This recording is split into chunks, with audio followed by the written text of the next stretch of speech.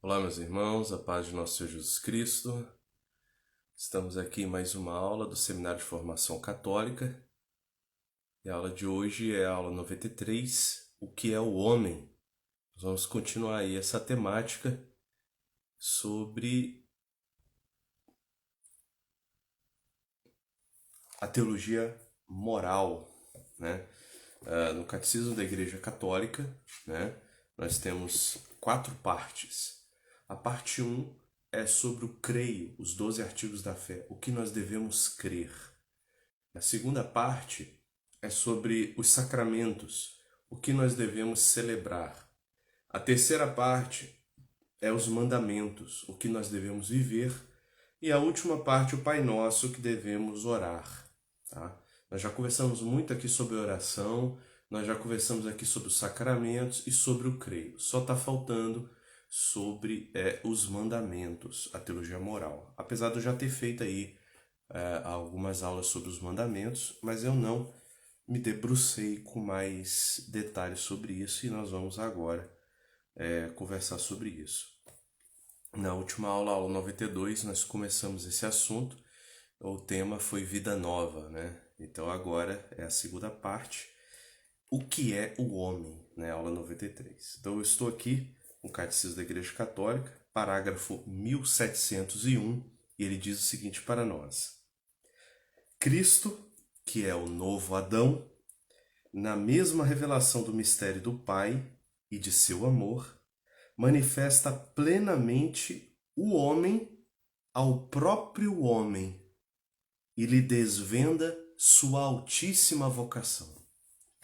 Então ele começa citando esse trecho da Gaudium et Spes, se eu não me engano. Novo Adão. Chama Cristo de novo Adão. O que isso significa para nós, meus irmãos? Cristo foi plenamente homem. Claro que Cristo também é plenamente Deus. Mas a divindade de Cristo não diminuiu em nada a sua humanidade. Por isso ele é chamado de novo Adão. Nós somos todos filhos de Adão, né? Nós começamos aí, nós somos herdeiros desta raça, poderíamos dizer assim. E só que Adão deixou para nós, né, o pecado original e outras consequências. Agora nós temos um novo Adão, que é Cristo. E Cristo revela para nós quem é o homem de verdade, muito mais plenamente que o Adão. Cristo, então, ele vai realmente revelar a nós aquilo que foi falado lá do Gênesis, ao criar Adão, Deus fala: façamos o homem à nossa imagem e semelhança, né? Olha que interessante essa profecia já lá, profecia e proclamação, façamos, né? Quer dizer, façamos, quer dizer no plural, né? É a Trindade ali presente, a nossa imagem e semelhança. Então, em Cristo nós podemos enxergar um pouco o que é esta vocação, quem nós somos de fato, né? A que nós fomos chamados. Então, muitos ateus criticam os cristãos que são alienados, que seguem um cara que morreu na cruz, fogem de si mesmos. Não, muito pelo contrário. Nós, na verdade, estamos voltando à essência do nosso próprio ser, da nossa constituição original para a qual fomos criados. Fomos criados para Deus. Então não é alienação, muito pelo contrário. A alienação é a pessoa que se escraviza no pecado, no mundo, né, do ter, do ser e do poder, né, e perde a sua humanidade. Né? Isso a gente pode enxergar. Isso não é teoria, ideologia ou teologia. Isso você enxerga na vida real, na vida prática, pessoas que perdem a sua humanidade no exagero do ter, do ser e do poder. Enquanto nós vemos as pessoas religiosas sendo as mais humanas, né? As maiores obras de caridade é da Igreja Católica, as maiores obras do mundo e da história da humanidade. Nenhuma instituição fez caridade como a Igreja fez. Então, contra fatos não há argumentos, né? Esses argumentos chulos, né? Tolos de ateus, né? Burros, né? Porque o cara é ateu porque ele não estudou o suficiente ainda. Com todo respeito a quem é ateu, mas existem algumas teorias muito fracas no ateísmo, muito fracas, muito fracas. Respeito às pessoas, né? Não a teoria ateia. Então, continua aqui o catecismo. Em Cristo, imagem do Deus invisível, que é Cristo, Colossenses 1, foi o homem criado à imagem e semelhança do Criador. Em Cristo, Redentor e Salvador, a imagem divina, deformada no homem pelo primeiro pecado, foi restaurada em sua beleza original e enobrecida pela graça de Deus. Então, em Cristo, nós temos essa reconstituição da imagem divina em nós. E olha que lindo isso, 1702. A imagem divina está presente em cada pessoa. Resplandece na comunhão das pessoas, à semelhança da unidade das pessoas divinas entre si. Então, quando a gente é unido, quando nós somos unidos com nossos irmãos, seja família, né, seja grupos, quando nós temos essa verdadeira caridade, nós como que refletimos um pouco a caridade da Santíssima Trindade. Então, Jesus veio restaurar, entregar a cada um de nós a nós mesmos. Então, o homem é mais homem quando é cristão. O homem é mais homem quando está unido a Cristo, né? E quando eu digo homem aqui, claro, entra mulher e homem, né? É o sentido do português, né? A gente não precisa ficar aqui falando de gênero, homem, mulher, não há necessidade disso. Isso não é nenhuma exclusão, né? Falamos homem, incluímos todos, né? No 1703 diz assim: dotada de alma espiritual e imortal, a pessoa humana é a única criatura na Terra que Deus quis por si mesma. Desde a sua concepção é destinada à bem-aventurança eterna. Então, quer dizer, tudo foi criado em prol de algo, em prol, né? Em prol de alguma coisa. E Deus foi criando a matéria, depois Deus foi criando, né? Os planetas, Deus foi criando, então, a vida das plantas, depois os animais e por fim o homem. Então tudo foi criado para o homem, né? E o homem foi criado para si mesmo. Deus quis o homem por si mesmo. Deus criou o homem à sua imagem e semelhança e submete toda a criação ao homem, como está em Gênesis. Então nós somos sim superiores, né? Nós somos superiores aos animais. Então um ser humano é muito mais importante do que qualquer cachorrinho, gato, qualquer animal. Tem sim a sua importância, tá? E isso é cristão reconhecer isso, né? Pagão é aquele que valoriza os animais acima dos homens, da humanidade. Isso é paganismo, isso é idolatria, tá? Isso já existiu já, isso não é nada novo, né?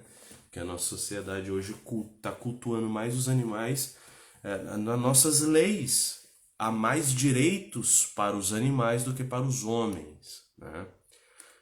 Porque vocês acham que eu estou exagerando, né? Se você matar um homem, você vai ser preso, vai responder e tal. Mas animal, né? Tem algumas leis aí que isso é crime inafiançável, né? Então há uma rigidez nas leis. Quando você cria leis mais rígidas para um tipo em detrimento a outro tipo, você cria uma superioridade, né? Então nós já estamos aí vivendo um certo paganismo, uma certa desvalorização do ser humano. Então por isso é importante essa aula aqui, o que diz o catecismo. O que é o homem? Vamos entender o que nós somos. No 1704 vai dizer: pela razão, O homem é capaz de compreender a ordem das coisas estabelecida pelo Criador. Então, nós usamos a inteligência, a razão, para entender que existe uma ordem no universo. Então eu não posso colocar uma coisa na frente da outra. Existe uma hierarquia de valores. Isso pela razão. Por sua vontade, né, o querer, a minha vontade, meus desejos, o meu querer, ela é capaz de ir por si ao encontro do seu verdadeiro bem. Então, busca o bem. Encontra a sua perfeição na busca e no amor da verdade e do bem. Então, nós vamos encontrar essa perfeição da nossa vontade, a santificação da nossa vontade, quando nós buscamos a verdade e o que é bom. Em virtude de sua alma e de seus bens e poderes espirituais, de inteligência e vontade, o homem é dotado de liberdade, sinal eminente da imagem de Deus.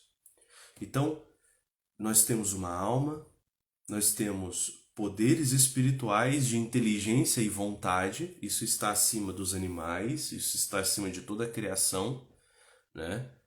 Superior a nós, só Deus e os anjos, né?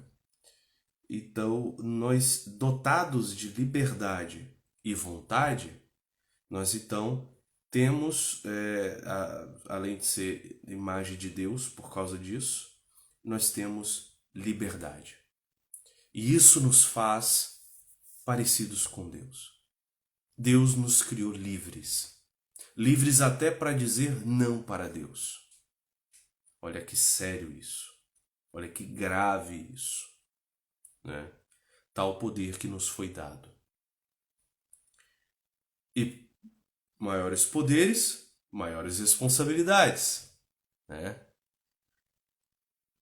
Aí vem a moral católica. Por sua razão, o homem conhece a voz de Deus, que o chama sempre a fazer o bem e a evitar o mal. Cada um é obrigado a seguir esta lei que ressoa na consciência e se cumpre no amor a Deus e ao próximo. O exercício da vida moral atesta a dignidade da pessoa. Então veja, meus irmãos, cada um de nós somos chamados. Deus nos chama interiormente a buscar o bem e nos afastar do mal. Isso independe de religião, independe do cara ser cristão, nunca ouviu falar de Deus, da igreja, de Cristo. Isso independe. Então, todos nós somos chamados por uma lei interior a buscar o bem e afastar do mal. A pessoa mais desconhece a revelação. Ela tem dentro de si essa lei natural que busca o bem e se afasta do mal. Ela sabe, principalmente os 10 mandamentos, que matar um outro ser humano é errado. Né? Então, existem princípios fundamentais escritos no coração da humanidade, independente da evangelização. E por esta lei escrita em nós, seremos julgados, porque nós somos obrigados a seguir esta lei que ressoa na consciência e se cumpre no amor a Deus e ao próximo. Né? O exercício da vida moral atesta a dignidade da pessoa. Então, conhecer essa moralidade, esta moral revelada por Deus, vai nos elevar em dignidade, vai fazer a gente valorizar mais as pessoas, vai fazer uma série de desdobramentos aí, de bens para a humanidade, para todos nós. Então, continua aqui, 1707. O homem, instigado pelo maligno, desde o início da história, abusou da própria liberdade. Que aí é o pecado original. Ele abusou da própria liberdade, instigado pelo maligno. O homem sucumbiu à tentação e praticou o mal. Conserva o desejo do bem, mas sua natureza traz a ferida do pecado original. E aí entrou em nós, meus irmãos, as consequências do pecado original. A gente, do nosso interior, sabemos que existe o bem e o mal. Nós conservamos o desejo do bem, mas a gente tem aquela inclinação ao mal. Né? E aí, tornou-se inclinado ao mal e sujeito ao erro. Apesar da gente desejar o bem, nós estamos inclinados de uma certa forma ao mal. E aí o catecismo cita aqui a Gaudium et Spes, né? O homem está dividido em si mesmo.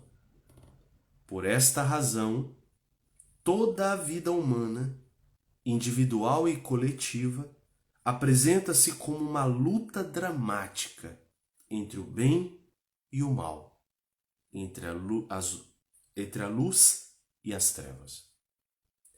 Olha só, parece que eu estou falando uma coisa muito... isso aí todo mundo sabe. Não, todo mundo sabe não. Isso aqui é importantíssimo de se refletir e reafirmar. Porque a base das ideologias modernas, muita coisa do comunismo e outras ideologias, discordo disso aqui. Né? Então, preste atenção, meus irmãos. Nós temos o desejo do bem, mas nós temos uma inclinação ao mal. Então o homem está dividido em si mesmo. Nós temos uma divisão interna. Né? O que muitas ideologias dizem aí? Que essa divisão é por causa da religião. Que uma vez que eu abandonar a religião, eu vou estar equilibrado, vou estar livre para fazer o que eu quiser. E nós vemos o quê? Um mundo cada vez mais destruído, um homem cada vez mais depressivo, com suicídio, muitos assassinatos. Nós estamos vendo o declínio da humanidade, a autodestruição da humanidade. E quem está causando isso não é a religião. Nós estamos vendo um momento nessa modernidade que a religião que menos fala. E quem mais ouve, nós ouvimos as vozes, são das ideologias. Liga a televisão, né? Liga os canais mais influentes da mídia, né? As pessoas mais famosas, elas não falam em religião. Elas falam em tempo todo em ideologia. Né? A nossa humanidade, os nossos olhos são ideologizados o tempo todo. As escolas estão proibidas de pregar a religião. E olha o resultado que nós temos, uma humanidade mais unida, mais ordenada, muito pelo contrário, um homem cada vez mais desordenado, mais autodestrutivo, né? Destruidor e autodestrutivo. Então nós vemos o desfacelamento do ser humano, com uma falsa pregação de que tudo é culpa da religião. E muito pelo contrário. É através da religião que o homem se conhece e consegue conter essa inclinação do mal que todo homem tem.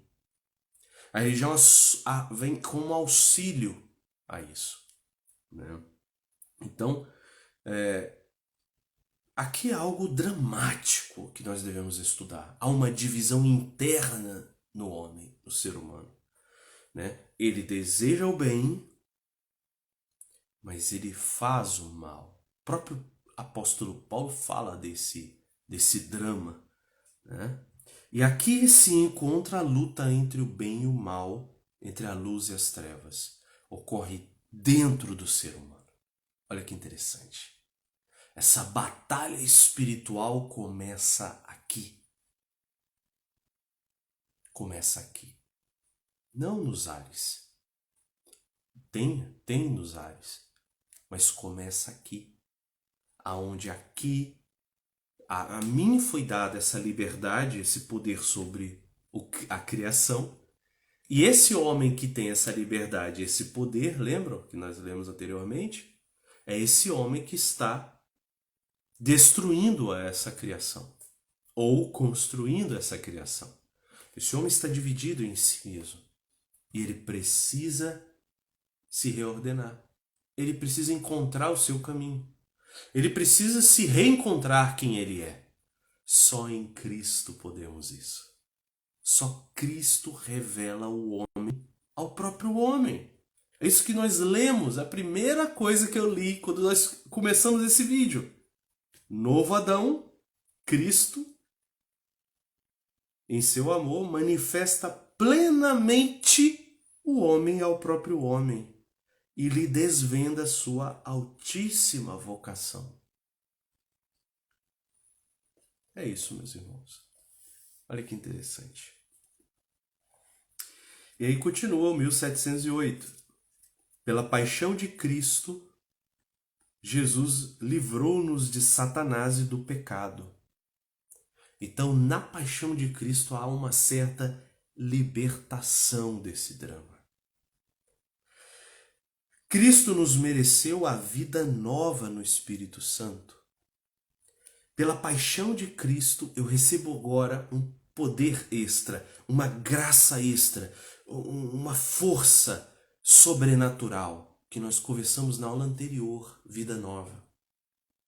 Essa vida nova só é possível por pura graça divina. Eu não consigo com as minhas próprias forças. O homem não é capaz disso. O homem está fadado a estar desordenado. Então, é essa graça que restaura o que o pecado deteriorou em nós. Essa ordem, esse equilíbrio, essa harmonia interior. Para que o homem encontre sua própria essência, para que o homem se equilibre. Em Cristo nós encontramos isso. Quem crê em Cristo torna-se filho de Deus. Isso está claro em toda a doutrina cristã. Esta adoção filial o transforma, propiciando-lhe seguir o exemplo de Cristo. Meus irmãos, aqui é uma coisa importante a se dizer. Muitos falam, não, todos nós somos filhos de Deus. Bem, nós somos todos filhos de Deus no sentido de criação, né? Tudo provém de Deus. Então, de uma certa forma, todos somos. Só que, quando se fala assim, nós somos filhos de Deus, somos todos criaturas, né? Mas em Cristo há uma filiação divina muito mais profunda, muito mais graça. Porque Cristo é Filho eminentíssimo, é imagem de Deus. Cristo é o próprio Deus, né? Com o Pai e o Espírito Santo. Então, essa filiação divina por Cristo, ela é muito superior a qualquer criatura. Então nós, em Cristo, não somos só criaturas. Nós somos filhos no Filho, diz a palavra. Então é uma filiação mais aproximada, poderíamos dizer assim. É o que diz São Pedro na carta. Cristo nos faz participantes da natureza divina. Então nós nos tornamos umas mini-deuses. É uma expressão meio herética, mas nós temos uma participação dessa ação divina. É uma ação sobrenatural de Cristo sobre nós. Isso quando nós cremos em Cristo e vivemos de fato a sua palavra. Não basta só crer, Jesus vai dizer lá, aquele que ouve as minhas palavras e não as pratica é como aquele que edificou sua casa na areia e tudo vai ruir. Então não adianta só crer, é preciso viver a sua palavra. Então a partir desse momento eu entro na dinâmica de Cristo, eu entro nas graças de Cristo e aí essa adoção filial transforma esse ser humano, né? Essa graça torna-o capaz de agir corretamente e de praticar o bem. Então, é uma graça de Deus, não é o ser humano. Não é porque eu sou cristão que eu vou fazer o bem, tá? É preciso que eu reconheça isso. É preciso que eu tenha essa humildade. O cristão que não tem essa humildade, ele não entendeu nada. Eu tenho essa humildade. Eu faço bem porque Cristo habita em mim, porque Cristo me dá força para isso. Né? Existe uma graça que me faz capaz de praticar o bem. Se eu for afastado de Cristo, me torno de novo um ser humano dividido, né? Desequilibrado, em desarmonia comigo mesmo e com a criação. Então, eu preciso, né? Jesus já falava, eu sou a videira e vós os ramos, né? Sem mim nada podeis fazer. Se o ramo sai da videira, ele morre e seca. Então, sem a graça de Deus, sem a graça de Deus a gente não consegue. E por isso é urgente a vida missionária, a gente levar Cristo às almas, para que as almas encontrem harmonia, paz, salvação. Para que elas se salvem e salvem a humanidade. Nós precisamos evangelizar. Nós precisamos fazer com que as pessoas entrem nessa filiação divina. Filiação divina, trazendo luz, né? Harmonia, paz, o verdadeiro shalom, né? A verdadeira paz, a verdadeira harmonia. Então, essa filiação divina, essa graça, torna o homem capaz de agir corretamente, de praticar o bem. Em união com seu Salvador, o discípulo alcança a perfeição da caridade, a santidade. Amadurecida na graça, a vida moral desabrocha em vida eterna na glória do céu. Então, a partir do momento que eu vivo essa dinâmica, que eu vivo esse caminho, que eu vou bebendo dessa graça dia após dia, eu vou me tornando discípulo do Mestre, né? Não é da noite para o dia, não é só aceitar Jesus, é muito mais que isso. Eu preciso sentar na escola, na cadeirinha da escola de Jesus, eu preciso ler o seu evangelho, eu preciso fazer o dever de casa, eu preciso ser aluno de nosso Senhor Jesus Cristo, preciso ser discípulo. Não é para brincadeira, não é coisa emocionalista. É algo sério, é uma vida dedicada a Deus. Então, meus irmãos, é preciso ser discípulo do Senhor. É preciso aprender com Cristo. Com Cristo, quem sou eu? Que é o mundo? Quem é Deus? Quem é Jesus? O que é? Então, é com Cristo que eu vou aprender. Com Cristo. Não é com as minhas ideias malucas, não é com o professorzinho ideológico, não é com o jornalistazinho malicioso, né? Não é com pseudocientistas, né, que manipulam os dados científicos. Não, é com Cristo, com nosso Senhor Jesus Cristo, sentado na escola de Jesus. Ali eu vou aprender quem sou eu, ali eu vou aprender a caridade, a santidade. É preciso dizer isso, me desculpem ser um pouco assim, meio que para alguns possa soar meio agressivo, mas o mundo hoje tem sido agressivo para com os cristãos. E a gente precisa reagir, meus irmãos. Nós não podemos ser lesmas, moscas mortas. A gente precisa reagir com o evangelho tal qual, o evangelho autêntico. Porque além destes atacarem a religião, eles ainda propagam uma falsa religião, um falso evangelho, um falso Cristo. Então a gente tem sim que combater esses ídolos, esses falsos ídolos, essas imagens falsas, esses evangelhos falsos. Eles criam lá uma imagem de Cristo falso e bate nele.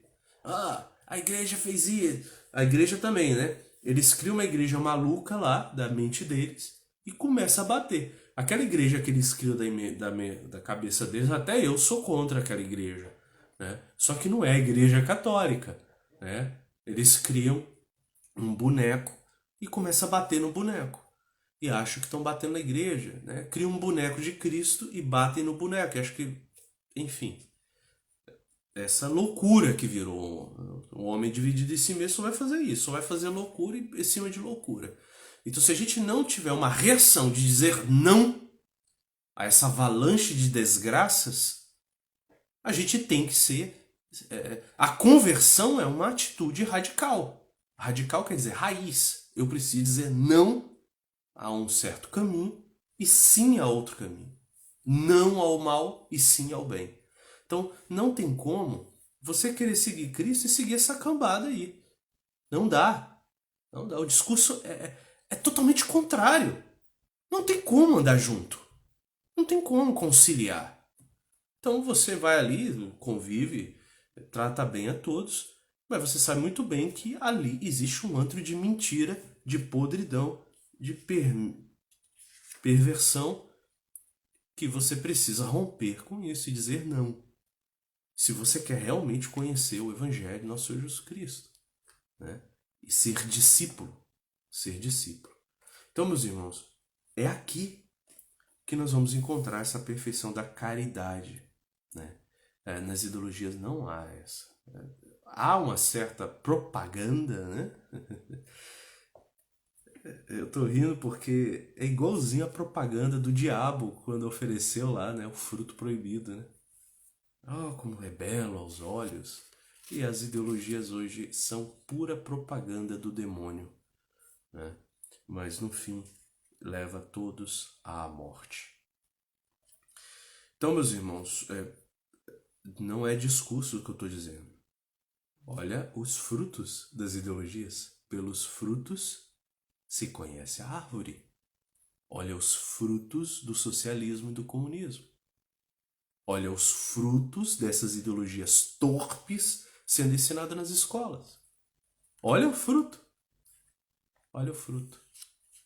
Né? Olha o fruto desses políticos de Araque querendo mandar na vida pessoal das pessoas, na vida privada, na vida religiosa, né? No que as pessoas até vão tomar de remédio, o que comer. Eles estão querendo mandar em tudo. São ditadorzinhos piores do que Diocleciano no Império Romano. Hoje nós temos políticos que são mais ditadores do que os piores ditadores da história. Você pegar lá o Diocleciano, que foi terrível para com os cristãos. Diocleciano tinha como mandar no que você come, né? Enfim,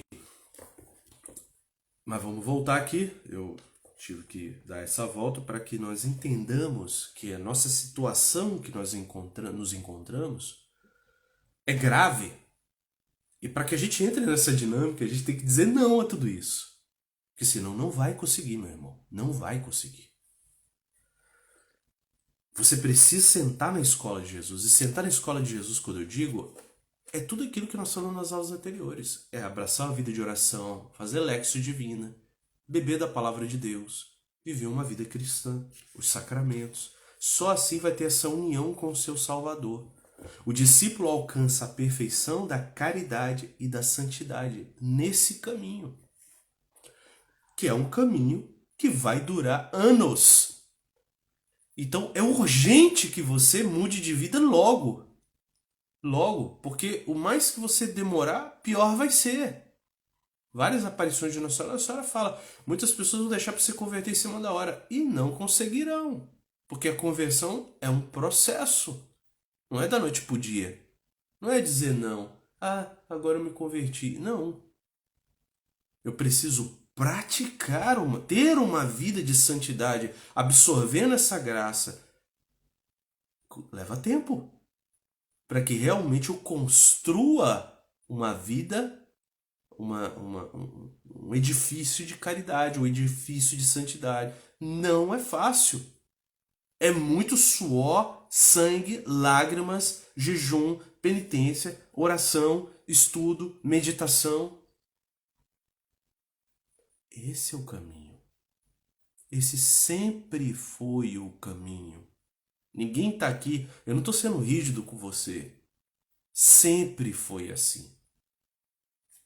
Olha para São Bento, olha para os padres do deserto, olha para os cristãos do Novo Testamento, os Atos Apóstolos. Olha para 2000 anos de cristianismo. Sempre foi assim. E sempre houveram cristãos mornos.